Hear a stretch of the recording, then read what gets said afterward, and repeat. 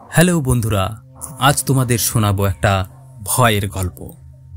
গল্পটির নাম শ্মশান ঘাটের সেই কলস। গল্পটি সত্য ঘটনা অবলম্বনে আমার নিজের লেখা গল্প। যারা গা ছমছমে ভয়ের গল্প শুনতে ভালোবাসেন, এটা তাদের জন্য। গল্পটি আমাদের এলাকার ডোমের মুখ থেকে শোনা গল্প, ভানু ডোমের মুখ থেকে শোনা ঘটনা। বন্ধুরা, শুরু করি আজকের গল্প, শ্মশান ঘাটের সেই কলস। আমি ও আমার বন্ধু দুলাল দুজন আমাদের গল্পের রসদ খুঁজতে সোজা ভানুডোমের বাড়ি পৌঁছাই। ভানুডোম তখন তার উপাস্য দেবতা মহাদেবের পুজোয় ব্যস্ত। তার বয়সের কারণে ভানুডোমকে আমরা দাদু বলেই ডাকি। ভানু দাদু আমাদের দেখে জোরে জোরে মহাদেবের মন্ত্রোচ্চারণ শুরু করলো আর চোখে বোঝানোর চেষ্টা করলো আমরা যেন বাইরে একটু অপেক্ষা করি। বেশ কিছুটা সময় অপেক্ষা করার পর উনি বাইরে বেরিয়ে প্রথমেই আমাদের হাতে পঞ্চামৃত দিলেন। আমরা পঞ্চামৃত সেবন করলাম। তারপর উনি একটা কাঠের তক্তপোষে বসলেন এবং বললেন, তোমরা আউশ গ্রাম থেকে এসেছ, বসো বাছা বসো, তোমরা কি শুনতে চাও? আচমকা উনি আমাদের গ্রামের নাম বলে দেওয়ায় আমি ও আমার বন্ধু দুলাল চমকে উঠলাম। আমি একটু অতি উৎসাহিত হয়ে জিজ্ঞেস করলাম, আপনি কি আমাদের ইউটিউব চ্যানেল ফলো করেন? আসলে আমাদের দেখেই আপনি বলে দিলেন আমাদের গ্রামের নাম, তাই জিজ্ঞেস করছি। ভানুডোম বলল, আসলে আমি শিব ভক্ত, একটু আধটু তন্ত্র মন্ত্র ও জ্যোতিষশাস্ত্র জানি। আমার গুরুদেব আমায় কিছু শিখিয়ে গেছে, তাই কে কোথা থেকে আসে সেটা আন্দাজ করতে পারি। বলো, তোমরা সেরা ভৌতিক ঘটনা শুনতে এসেছ, নিশ্চয়ই শোনাবো তোমাদের। আমি অবাক হলাম এই কারণে, ভানু দাদু জানলো কি করে যে আমরা সেরা ভৌতিক গল্প শুনতে এসেছি। আমিও সঙ্গে সঙ্গে বললাম, তোমার সাথে ঘটা একটা সেরা ভৌতিক ঘটনার কথা আমাদের শোনালে খুব ভালো হতো। আসলে ভৌতিক গল্পপ্রিয় আমার শ্রোতা বন্ধুদের শোনাবো। আমরা কি একটু ক্যামেরা রেডি করব? তুমি অনুমতি দিলে আমরা রেকর্ডিং শুরু করব। বিড়ি টেনে ভানুডোম বলল, নাও শুরু করো তোমরা রেকর্ডিং। ভানুডোম সত্য ঘটনাটি গল্পের ছলে বলা শুরু করলেন। সেদিন ভয়ঙ্কর বৃষ্টি হচ্ছিল। বৃষ্টির সাথে মুহুর্মুহু বাজ পড়ছিল। আমি তখন একা শ্মশান ঘাটের ভাঙা চোরা টিনের ছাউনির নিচে বসে রয়েছি। এমন সময় শুনতে পেলাম এই আকাশ ভাঙা বৃষ্টি মাথায় নিয়ে একদল যুবক সব নিয়ে শ্মশানের দিকে এগিয়ে আসছে। আমি একটু বিরক্ত হয়েছিলাম ওদের উপর, কারণ এই অসময়ে মড়াটা নিয়ে আসতে দেখে বিরক্ত হয়েছিলাম। এত ঝড় বৃষ্টির মধ্যে কেউ মড়া পোড়াতে আসে? যাই হোক, ওরা এসে আমার থেকে জেনে নেয় ওদের কি করতে হবে। আমি একে একে সব বললাম। বন্ধুরা, আমি ভানুডোমকে জিজ্ঞেস করলাম, তারপর কি হলো? ভানুডোম একটু আড়মোড়া দিয়ে বিড়ি আবার ধরিয়ে বলল, তারপর আর কি, আমি মড়াটা দাও দাও করে জ্বালাতে শুরু করলাম। ওটা সুইসাইড করা সব ছিল। চোখ দুটো যেন ঠিকরে বেরিয়ে আসছিল। সবটা যখন প্রায় অর্ধেক পোড়া, তখনই আমি খেয়াল করলাম ওর দুটো চোখ গোল গোল করে ঘুরছে আর আমার দিকে কটমট করে তাকিয়ে অট্ট হাসি হাসছে। বন্ধুরা, আমি একটু ভয়ার্ত কণ্ঠে ভানুডোমকে জিজ্ঞেস করলাম, সেই হাসিটা কি সবাই শুনতে পেয়েছিল? একটু তাচ্ছিল্যের স্বরে ভানুদাদু বললেন, পাগল নাকি? আত্মার ডাক বা কান্না সবাই কি শুনতে পায়? তবে ওই আত্মাটি ভয়ঙ্কর ভাবে একটা হিংস্র হাসি হেসে উঠেছিল। অমন হাসি আমি কখনো শুনিনি কো বাপু। বন্ধু দুলাল জিজ্ঞেস করে, কি বলছেন আপনি? হাসিটা এতটাই ভয়ঙ্কর ছিল?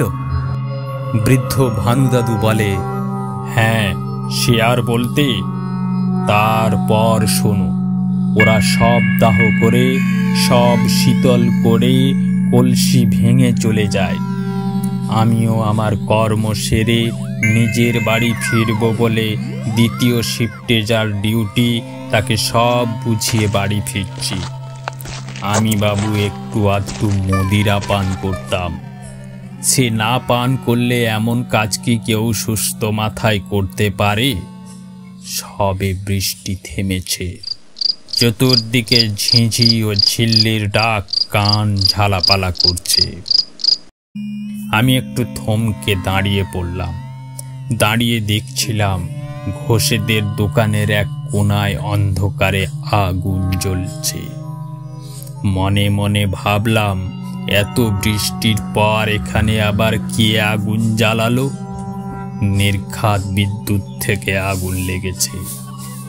এই ভেবে যখন আমি আগুনের কাছে যাই, দেখি দুটো চোখ পড়ে রয়েছে, আর সেই চোখে আগুন জ্বলছে।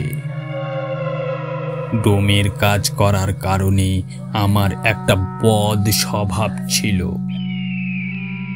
আগুন জ্বালাতে যেমন আমি ওস্তাদ ছিলাম, তেমনি আগুন নেভাতেও ওস্তাদ ছিলাম। আমার বন্ধু দুলাল জিজ্ঞেস করে, তারপর আপনি কি করলেন? আগুন নিভিয়ে দিলেন? ভানুদাদু বললেন, শালা, আমি মদিরার পাত্রটা খুলে ওই জ্বলন্ত চোখে বেশ করে মদিরা ঢেলে দিতে দাও দাও করে চোখটা জ্বলতে শুরু করলো। মেলি আর্তনাদ আমার কান ঝালাপালা করছিল। আমাকে বাঁচাও, আমাকে বাঁচাও, আমাকে বাঁচাও বলে চিৎকার করছিল। আমি জিজ্ঞেস করলাম, তারপর আপনি কি করলেন? ছুটে পালালেন? ভানুদাদু একটা অট্টহাসি হাসল। ভানুদাদু বেশ কিছুক্ষণ হেসে নিল। ওই সময় ওনার চক্ষু রক্তবর্ণ ধারণ করে। মনে হচ্ছিল যেন তিনি অসুস্থ বোধ করছেন, কিন্তু না, তিনি সুস্থ ছিলেন।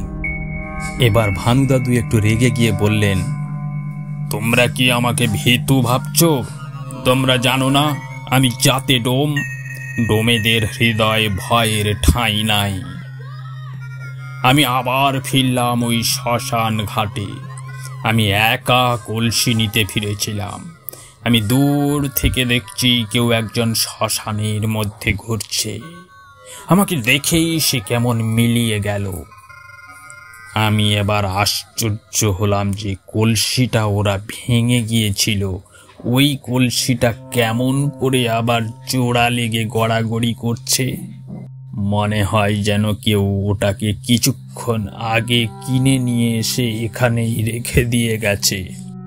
আমি কলসিটা নিয়ে এলাম কাছের এক ঝিল থেকে। এক কলসি জল এনে ওই জ্বলন্ত চোখের কাছে পৌঁছে দেখলাম দুটো চোখ পুড়ে ছাই হয়ে গেছে।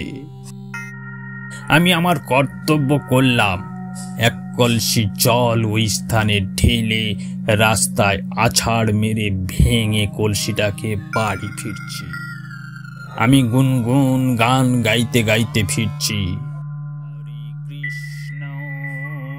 হরে কৃষ্ণ, কৃষ্ণ কৃষ্ণ হরে হরে, হরে রাম, হরে রাম, রাম রাম হরে হরে। কিন্তু আমি যেদিকেই তাকাই আমার চোখের সামনে শুধু কলসি দেখছিলাম। মনে মনে ভাবলাম, আমার মনে সম্ভবত কলসি সম্পর্কিত একটা ভ্রম ঘোরাফেরা করছে। কিন্তু না, আমি সত্যিকারের কলসি দেখছিলাম। পায়ের দিকে তাকিয়ে দেখি আমি কলসির উপর হেঁটে হেঁটে বাড়ি ফিরছি। চতুর্দিক থেকে কলসির আক্রমণে আমি দিশেহারা। একটার পর একটা কলসি উড়ে এসে আমার মাথায় পড়ছিল। আমার বন্ধু দুলাল জিজ্ঞেস করে, তারপর? ভানুডোম বলে, আমি সংজ্ঞা হারিয়েছিলাম। পরের দিন সকালে আমাকে লোকে উদ্ধার করে বাড়ি পৌঁছে দেয়। দীর্ঘদিন আমি অসুস্থ ছিলাম। আমার মাথা বনবন করে ঘুরত, চোখ খুললেই কলসির আক্রমণ হতো। আমি চিৎকার করতাম আর আমার সারা শরীর কাঁপুনি দিয়ে জ্বর আসতো। মাঝে মাঝে মনে হতো আমার চোখ ওই মৃত মানুষের চোখের মতো বিকৃত হয়ে আসছে। আমার চোখ দেখে বাড়ির লোকও ভয় পেয়ে যেত। একদিন আমার দাদু তার পরিচিত এক সাধককে আমাদের বাড়িতে আমন্ত্রণ জানায়। সেই সাধক 3 দিন নির্জলা থেকে তন্ত্র সাধনা করে ওই মৃত আত্মাটিকে আমার শরীর থেকে মুক্ত করে ও সেই আত্মাটিকে নিজের নিয়ন্ত্রণে নিয়ে নেয়। আমাকে কিছু তাবিজ কবচ ধারণ করতে দেয়। ধীরে ধীরে আমি সুস্থ হতে থাকি। সম্পূর্ণ সুস্থ হয়ে আমি একদিন ওই তান্ত্রিকের কাছে যাই ও তার শিষ্যত্ব গ্রহণ করি। সেদিন তিনি আমাকে বললেন, তুমি কিছুদিন আমার কাছে থাকো, তোমাকে কয়েকটা মন্ত্র শিখিয়ে দেব। সেই মন্ত্র শিখলে পরে তোমার ধারে কাছে কোনো প্রেত আত্মা আসবে না। দূর থেকে চমকাতে পারে, কিন্তু তোমার শরীরে প্রবেশ করতে পারবে না। আমিও কিছু মন্ত্র শিখে আবার ডোম বৃত্তিতে ফিরলাম। সেই থেকে আমি ভয় পাই না আর। তবে ক্রন্দনরত আত্মাকে আবার সবের শরীরে প্রবেশ করতে দেখেছি। সেও এক ভয়ঙ্কর গল্প, কিন্তু সেই গল্প এখন নয়, অন্য কোনো দিন শোনাব। আমি ও আমার বন্ধু আর বিশেষ কথা না বাড়িয়ে কিছু অর্থ ওনার হাতে ধরিয়ে সেদিনের মতো ঘরে ফিরি। বন্ধুরা, সবের শরীরে আত্মার প্রবেশ শীর্ষক গল্পটি একদিন আপনাদের সামনে উপস্থাপন করব। আজকের গল্পটি আপনাদের কেমন লাগলো জানাতে ভুলবেন না।